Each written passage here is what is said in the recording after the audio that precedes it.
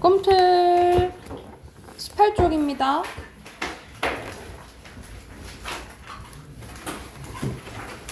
자, 오늘은 윤동주의 유명한 시를 두 편을 이제 할 거예요. 첫 번째 이제 시는 많이 봤을 거예요, 여러분. 윤동주의 서시입니다. 짧지만 윤동주의 다짐이 이제 들어가 있는 시라고 생각하시면 되고요. 우리 윤동주는 여러분 알잖아. 시대가 어느 시대 사람이죠? 일제강점기. 일제강점기. 과거는 너무 포괄적이지, 너무 광범위하지 않니? 일제강점기 때 시인이라고 생각하시면 되고요. 보통 어떤 시를 많이 썼냐면 자아성찰하고 자기반성하고. 왜냐면 이 시대가 이런데 내가 할 수 있는 게 시 쓰는 것밖에 없는 거에 대해서 되게 부끄러움을 느끼고 이런 시를 많이 썼다라고 생각하시면 돼요. 그럼에도 불구하고 막 포기하거나 좌절하지 않고 마음을 이제 다잡는 시를 많이 썼다라고 기억을 해두시면 될 것 같아요. 자, 첫 번째 행부터 바로 봐봅시다. 죽는 날까지 하늘을 우러러 한 점 부끄러움이 없기를. 나는 부끄러움이 없는 삶을 살고 싶다라고 얘기를 하는 거예요. 근데 내가 부끄러운지 안 부끄러운지 그걸 다 보고 있는 건 어디야? 하늘이야, 그치? 이 하늘을 보고 부끄럽다 안 부끄럽다 느낄 수가 있는 거지. 이걸 판단하는 기준이 하늘이 된다라고 보시면 돼요. 그래서 여기서 하늘은 윤리적 판단의 기준이 된다라고 보시면 될 것 같아요.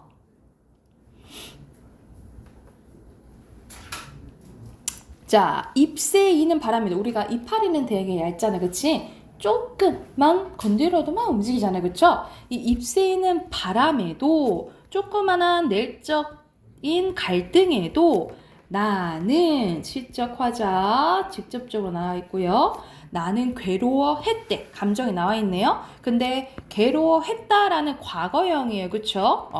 나는 괴로워했는데 그럼에도 불구하고 별을 노래하는 마음으로. 우리 별은 어디 있어요? 하늘에 있죠. 그래서 보통 우리가 이렇게 올려다보는 거야. 그래서 올려다보는 것은 내가 바라는 소망, 희망, 궁극적으로 바라는 이상을 의미한다라고 보시면 돼요. 그래도 별을 노래하는 마음으로 모든 죽어가는 것을 사랑해야지 하고 다짐을 해요. 여러분, 반대로 생각해봐. 죽어갈 수 있다라는 건 뭘 가지고 있다는 소리야?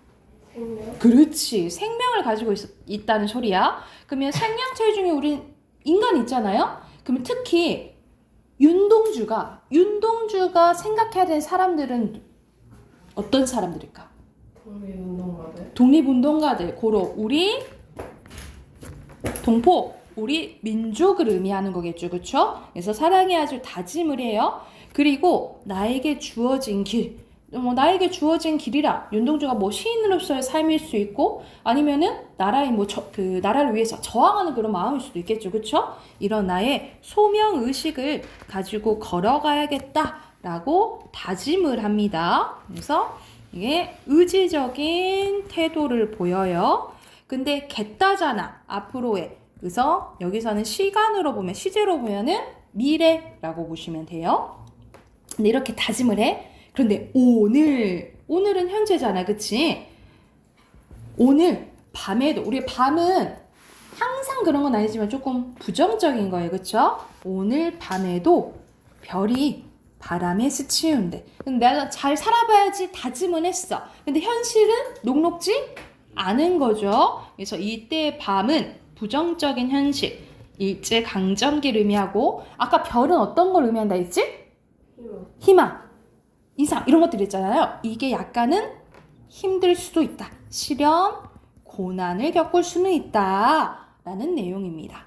그래서 잘 해봐야겠다 다짐하지만 현실은 녹록지 않은 것을 이제 보여주는 시라고 보시면 될 것 같아요. 자, 옆에 정리된 거 봐보자. 갈래 자유시 서정시고요. 주제는 부끄러움이 없는 삶에 대한 소망과 의지. 자, 시간순이 아니야. 과거, 미래, 현재로 시상이 전개되고요. 대립적 시어를 통해서, 대립이라는 것은 선생님이 동그라미 세모 있잖아요, 그치? 이런 이제 대립적 시어를 통해서 시적 상황과 주제를 제시한다라고 보시면 될 것 같고요. 밑에 화자의 태도 봐볼게. 암담한 현실 속에서도 부끄럽지 않은 삶을 살겠다는 의지적인 태도를 보이고요. 자, 시어의 의미 각각 하늘, 별, 길, 바람, 밤, 바람의 의미 나와 있어요. 요거 참고하면서 옆에 6문제 바로 풀어볼게요.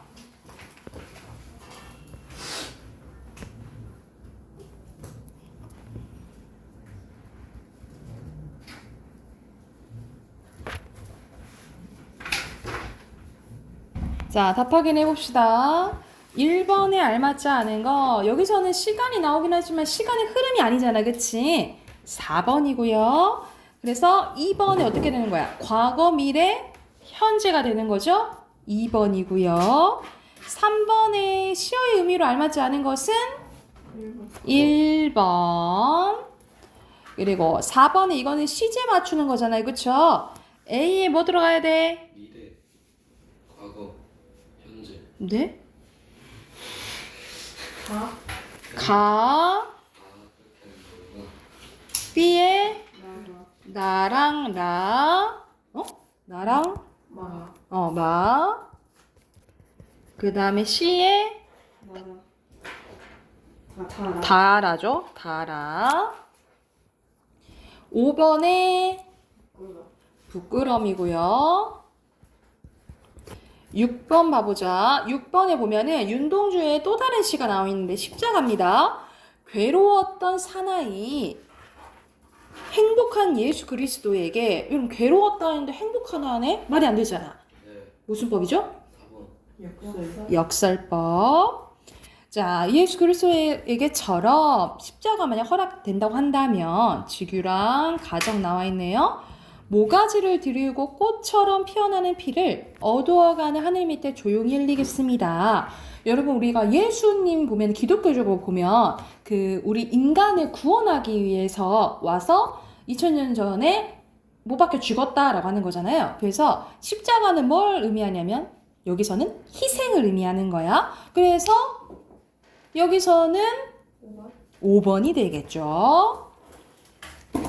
자, 뒤로 넘겨서 작품 하나 더 해볼게요. 윤동주의 자화상입니다. 오, 이건 제목부터 자화상이야. 여러분, 자화상이 뭐야? 그치, 자기 얼굴 그린 거잖아. 그럼 말 그대로 나를 들여다본다라는 거겠죠. 그쵸? 바로 가볼게. 산 모퉁이를 돌아 농가 외딴, 외딴은 따로 떨어져 있다라는 거야. 그래서 여기선 약간의 외로움, 쓸쓸함 이런 것도 드러날 수 있고, 우물을 홀로 찾아가선 가만히 들여다봅니다. 우물을 들여다봅니다. 자, 물이 있으면 내가 비춰지겠죠, 그쵸? 그래서 이 우물은 뭐랑 비슷한 역할을 하냐면 거울이랑 비슷한 역할을 한 거야. 그럼으로써 나를 들여다보게요, 그쵸? 그래서 여기서 우물은 자아성찰의 매개체 역할을 한다라고 보시면 돼요. 나를 들여다보게 해준다라고 보면 돼. 그래서 가만히 우물을 들여다봤더니 뭐가 있냐면 우물 속에는 달이 밝고 구름이 흐르고 하늘이 펼치고 바란은 원래 뭐야? 파란, 그치? 파란이지? 여기서는 시적 허용이에요. 시에서는 괜찮다 이 말이야. 파란 바람이 불고, 파란은 여러분 시각이잖아. 그런데 파란 바람, 우리 바람은 느끼는 거로 보거든요. 촉각이네. 근데 파란 바람이니까 촉각의 뭐예요? 시각화 써놓으시고, 무슨 심상이에요? 공감각적 심상이죠. 바람이 불고 가을이 있습니다. 여기서는 아름다운 자연물이 이제 막 나열돼 있네, 그치? 자, 나열되면 무슨 법인가요? 그렇지, 열거법. 그리고 고고고 반복돼. 비슷한 문장 구조가 반복되니까 반복법. 이거는 이제 대답해야지 너. 인천, 부산. 인천 같은 소리 하는 줄 있는데 대구법. 계속 인천이래. 인천에 뭐 있어? 자, 그리고 한 사나이가 있대요. 근데 이 한 사나이는 사실 누구야? 그치, 나인 거야. 근데 나라고 표현 안 하고 한 사나이라고 표현했죠. 그래서 이거는 약간 객관화된 화자, 라고 보시면 돼요. 그런데 어쩐지 그 사나이가 미워져서 돌아간대요. 그러면 내가 지금 마음에 들어 안 들어? 마음에 안 드는 거야. 여기선 정서 변화 중요해요. 그래서 여기서 사나이는 선생님 세모 칠게. 내가 마음에 안 드는 현실적 자아라고 보시면 될 것 같아요. 자, 근데 돌아가다가 생각해 보니까 그 사나이가 좀 가엾어지는 거야. 좀 불쌍하기도 한데? 요런 생각이 드는 거예요. 근데 도로 가보니까 사나이는 그대로 있대. 여전히 마음에 들어 안 들어? 마음에 안 들어요. 그래서 그 사나이가 미워져서 돌아간대요. 근데 또 돌아가다 생각하니까 그 사나이가 어때? 그리워진대. 그래서 여기서는 정서 변화가 중요해. 미워졌다, 불쌍했다, 미워졌다, 그리워지는 거예요. 왜냐면 미워해도 그 사나이 누군 거야? 나인 거야. 그래서 또 들여다봤더니 우물 속에는 달이 밝고 구름이 흐르고 하늘이 펼치고 파란 바람이 불고 가을이 있고 이거 아까 전에 봤던 거다 그치? 여기 약간 변형된 수미상관으로 보시면 되겠죠? 근데 여기서 안 끝나. 추억처럼 주기법 사나이가 있대요. 그러면 추억이라는 거는 옛 것을 얘기하는 거잖아요. 그치?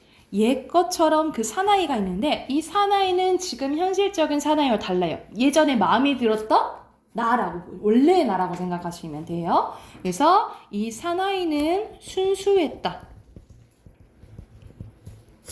과거의 자아라고 보시면 되고 약간 마음에 드는 약간 본질적인 자아라고 생각하시면 돼요. 그래서 결국 지금 마음에 안 들지만 예전에 내 마음에 들었던 나를 발견함으로써 이제 마음에 드는 내가 돼야지 이렇게 좀 다짐하는 그리고 그 마음에 들었던 나를 그리워하는 시라고 보시면 될 것 같아요. 그래서 정리된 거 옆에 봐볼게요. 자유시 서정시고요. 주제는 자아성찰과 자신에 대한 애증입니다. 싫기도 하고 좋기도 하고. 자, 뭐뭐 합니다로 끝나잖아요. 그쵸? 뭐뭐 합니다라는 산문 형식을 표현해요. 산문 형식은 여러분 약간 줄거리 형식이라고 생각하시면 될 것 같아요. 그리고 구체적인 행동을 통해서 내적 갈등과 자아성찰의 과정을 형상화했고요. 미움, 연민, 미움, 그리움, 단계의 화자의 심리가 변하고 있다. 그게 잘 드러난다라고 보시면 되고요. 밑에 이제 정리되어 있네. 미움, 가엾음, 미움, 그리움. 그리고 각각 우물 속에 있는 대상의 의미가 나와 있는데 달, 구름, 하늘, 바람, 가을은 마음에 드는 평화롭고 아름다운 자연물이에요. 근데 그 안에 있는 사나이는 마음에 들어 안 들어? 안 듣는 거죠. 그쵸? 그래서 여기서는 대비되는 모습을 통해서 대비되는 모습을 하나의 공간인 우물에 공존시키는 거예요. 그래서 이거의 효과는 자아에 대한 부끄러움을 강조하고 순수했던 과거의 자아를 회복하고자 하는 화자의 정서를 강조해준다라고 보시면 돼요. 이게 대비 효과다라고 생각하면 돼. 그리고 맨 밑에 보면은 화자와 사나이의 관계가 나오거든요. 자, 화자인 나는 우물 속의 또 다른 나인 사나이에 대해서 긍정과 부정을 거듭해요. 그렇죠? 그래서 우리가 긍정하는 것을 어떤 주장에 대해서 긍정하는 것을 정이라고 하고 반대되는 것을 말 그대로 반.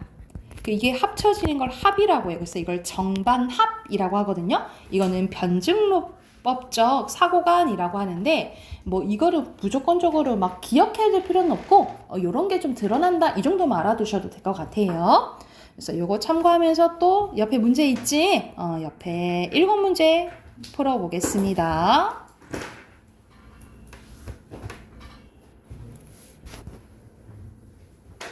확인해봅시다. 1번에 여기 적절한 것은 여기서는 계속 갈등하다가 해소하잖아. 그치? 1번이고요. 2번에 알맞지 않은 것 선생님이 말 안 해준 게 있는데 2번. 영탄 안 나오죠? 2번이에요. 3번에 우물에 대한 설명으로 적절하지 않은 것은 우물은 나를 들여다보는 거야. 그치? 다른 사람이 왜 나와? 그죠? 1번이에요. 4번에 이거 너무 쉽지? 몇 번이야? 1번. 1번. 응? 그리고 5번에 세 글자네요. 사나이. 그리고 6번에 알맞지 않은 것은 여러분 4번인데 여기서 우리 공감각적 심상이 쓰였죠. 공감각적 심상은 하나의 감각이 다른 감각을 옮겨져 가야 되는 거야. 이렇게 그냥 나란히 사용되면 이거는 복합적 심상이에요. 이건 복합적 심상에 대한 설명이에요. 그리고 7번에 보면 나르시시즘 나오잖아. 나를 이제 들여다보고 나한테 사랑이 이제 빠진 거지. 걔가 결국엔 뭐가 됐다 했어? 수선화가 됐다 했어. 그치? 그럼 수선화는 누굴 얘기하는 거예요? 이 나르키소스를 얘기를 하는 거야. 자연이 변형된 거? 아니에요. 5번입니다. 됐나요? 우리 문법 얼른 가봅시다. 문법은 몇 쪽이냐면요. 206쪽입니다. 206쪽이에요. 자, 우리 이제 뭘 할 거냐면 어문 규정에 대해서 할 거예요. 어문 규정에 대해서 할 건데 우리가 나라가 잘 원활하게 이제 돌아가기 위해서는 법이 있는 것처럼 우리가 원활하게 잘 대화하기 위해서 정해놓은 게 어문 규정이라고 생각하시면 돼요.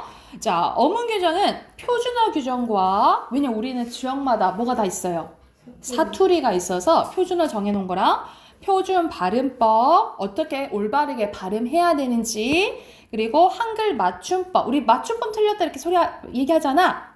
올바르게 쓰는 방법 그리고 외래어 표기법, 로마자 표기법 이렇게 있는데 예전에는 우리가 중학교 2학년 때 예전 교육과정에서는 중학교 2학년 때 이걸 다 배웠었거든요.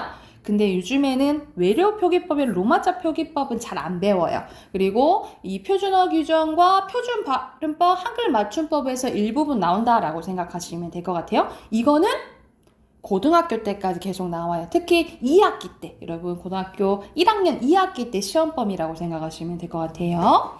자, 그러면 206쪽 한번 봐볼게. 먼저 표준어 규정과 관련된 겁니다. 여러분 오늘 하는 거는 선생님이 외우라고 한 것만 외우면 돼. 왜냐면 모의고사에서는 거의 조항이 주어지거든요. 그래서 옳고 그른 거 이런 것만 잘 보기 때문에 다 한 거를 외울 필요는 없고 선생님이 외우라고 별표 친 것만 좀 유념 있게 보시면 될 것 같아요. 자, 먼저 표준어 규정 총칙입니다. 자, 표준어는 뭐라고 개념 짓냐면 교양 있는 사람들이 두루 쓰는 현대 서울말이에요. 그래서 조건이 세 가지가 있어. 첫 번째 사회적 기준, 두 번째 시대적 기준, 세 번째 지역적 기준이요. 교양 있는 사람들이 두루 쓰는 현대 서울말이에요. 선생님, 우리는 그러면 전라도 사투리 쓰니까 교양이 없는 거예요? 라고 생각하면 안 돼요. 왜냐면 여러분 표준어가 사투리보다 나은 거야? 그건 아닌 거야. 둘 다 중요한 거예요. 서로 상호 보완적인 관계거든요. 그런데 우리가 원활한 의사소통하기 위해서는 우리의 공익적인 상황에서는 표준어를 써야겠죠. 그러니까 뉴스에서도 표준어 쓰는 거고요. 그렇죠?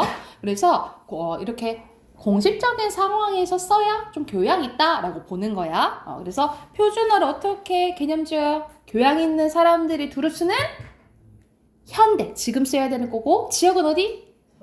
서울말이라고 보시면 돼요.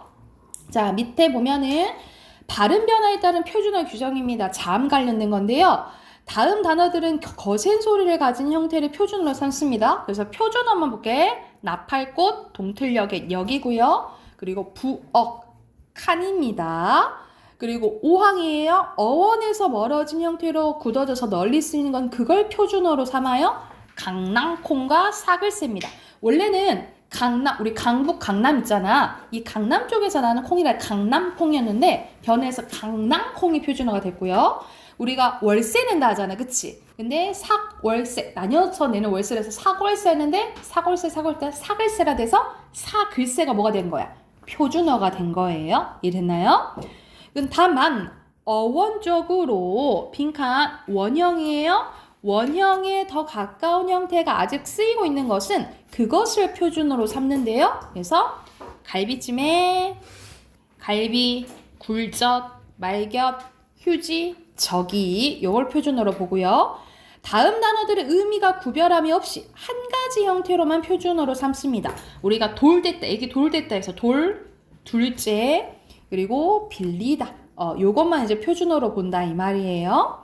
다만 둘째는 10단위 이상의 서수사로 쓰일 때는 서수사는 순서 얘기하는 거예요. 두째로 한다라는 거예요. 그래서 12째가 아니고 12째, 22째 이렇게 한다고요.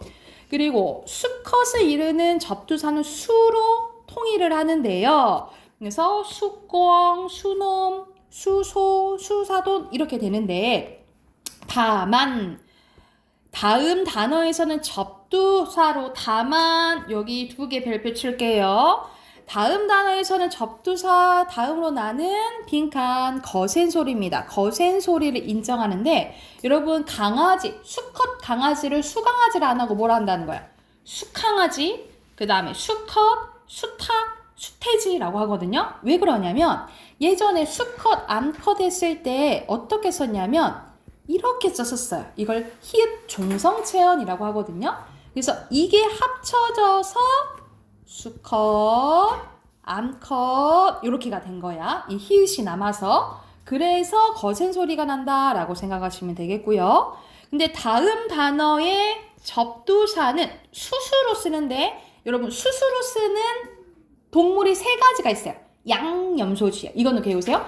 양염소지는 숫이요. 순양, 순염소, 숫지요. 얘들만 수수로 써요. 자, 동물들 뭐라고? 양염소지예요. 양염소지만 수수로 쓴다라고 생각하시면 됩니다. 이해됐을까요? 자, 뒤로 넘겨서 표준어 규정 2번째 모음과 관련된 거예요. 양성모음이 음성모음으로 바뀌어서 굳어진 것은 그냥 음성모음으로 쓴다라는 거야. 여러분 양성모음은 아, 오 계열의 양성모음이라고 하고요. 음성모음은 우 계열이라고 해요. 그래서 여러분 양성모음은 양성모음끼리 음성모음은 음성모음끼리 쓰는 걸 모음조화라고 하거든요. 그런데 예전에는 모음조화가 잘 지켜졌어. 그런데 점점점 모음조화가 안 지켜지게 되거든요.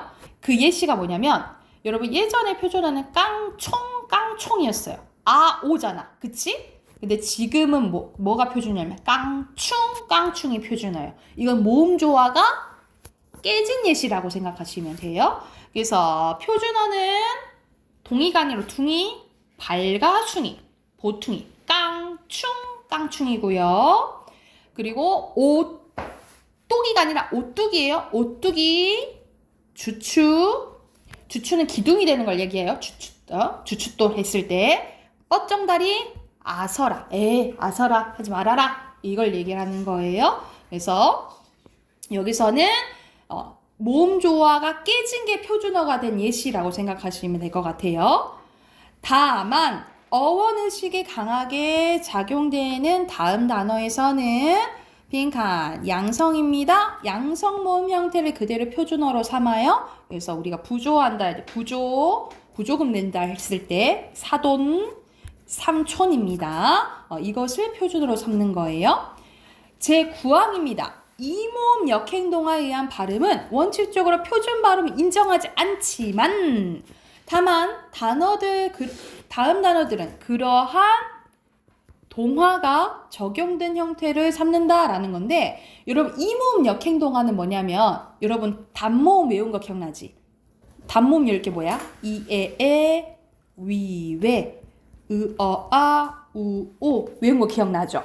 자, 여기 앞에 게 무슨 모음이었어?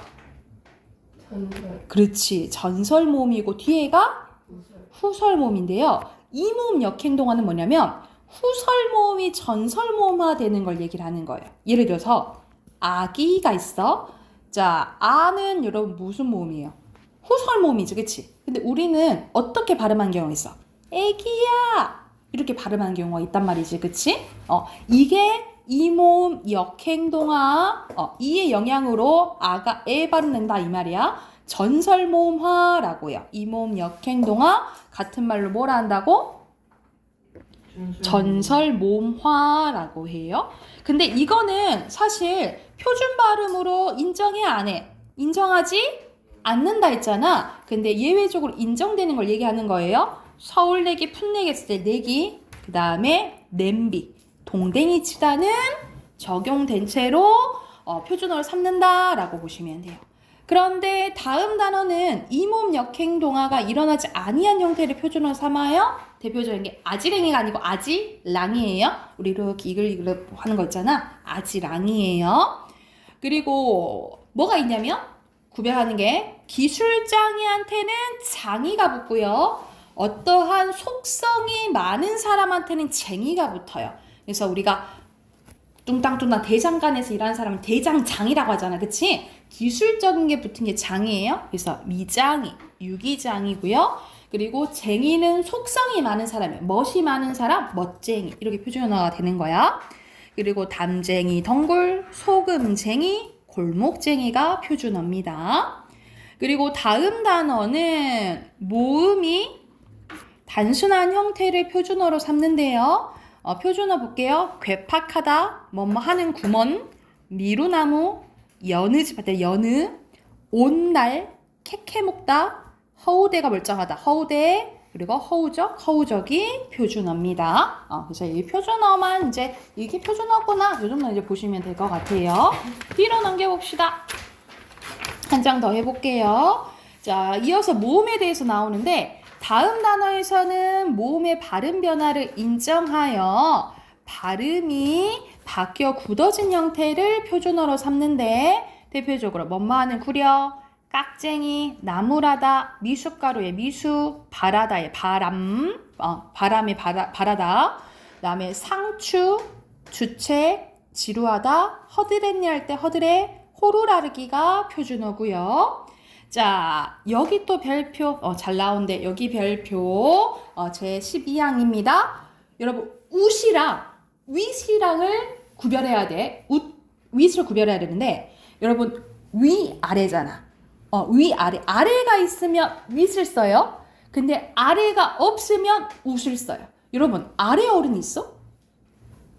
어른은 위잖아. 웃어른이라고 하는 거예요. 그래서 여기서는 웃과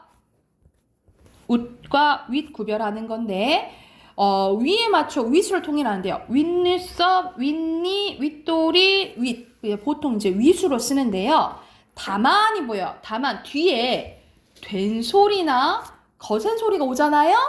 그럴 때는 위로 씁니다. 그때 시올 빠져요. 그래서 윗짝, 위쪽 이런 식으로 된 소리나 거센 소리가 뒤에 오면 위로 쓴다라고 보시면 되고 아래 위, 아래가 없으면 웃으로 쓴다라고 보시면 돼요. 대표적으로 웃돈, 얹어두는 돈, 웃비, 우덜은, 우도시에요. 여기서 우도시는 이제 걸치는 그 옷을 말하는 거예요. 그래서 만약 아래가 없으면 뭐라고 쓴다? 웃으로 쓴다. 이거는 기억해 두세요. 이거는 가끔씩 문제에 나와요. 선생님이 별표 친 것만 조금 기억하시라고 더. 됐을까요? 그리고 밑으로 가봅시다. 제13항입니다. 한자 구가 붙어서 이루어진 단어는 귀로 읽는 것을 인정하지 않고 구로 통일하는데 대표적으로 구절, 난구, 대구법 할 때 대구 무슨 법이라고 도연아? 대구법, 문구, 시구, 어구, 인용구, 절구.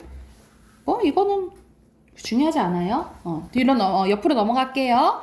자, 제3절 준말, 줄어든 말입니다. 준말이 널리 쓰이고 본말이 잘 쓰이지 않는 경우에는 뭐만? 준말만 표준어로 삼는데요. 줄어들 말만 표준어인 거야. 대표적으로 귀찮다, 김매다. 이런 김매다는 우리 농사할 때 잡초 뽑는 거 있죠. 그걸 이제 김맨다라고 해.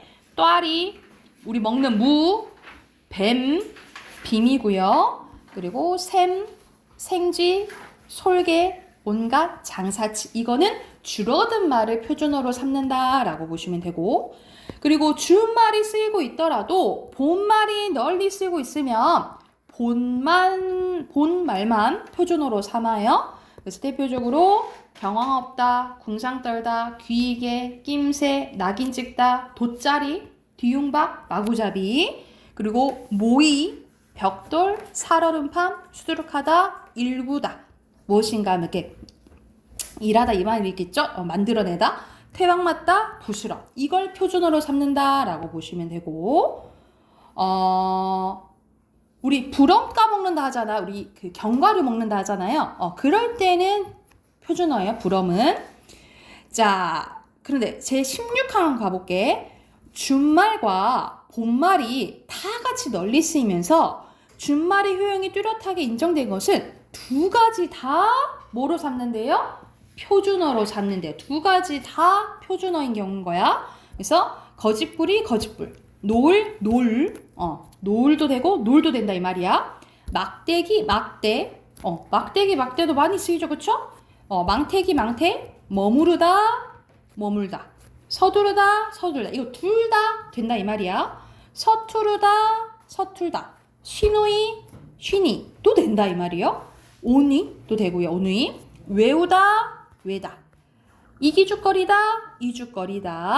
그리고 찍기. 근데 찍긴 잘 안 쓰이죠. 찌꺼기라 쓰죠, 그쵸? 근데 이건 둘 다 인정하는 상황이라고 생각하시면 돼요. 이해됐을까요? 자, 여기까지가 표준어 규정이에요. 말 그대로 여러분 사투리, 표준어 둘 다 중요하다 해서 서로 상호 보완 관계야. 그래서 이제 상황에 따라서 이제 바뀌어질 수 있다라는 내용입니다. 자, 여러분 뒤로 넘겨서 우선 210쪽 풀어보세요. 210쪽 풀어볼게요.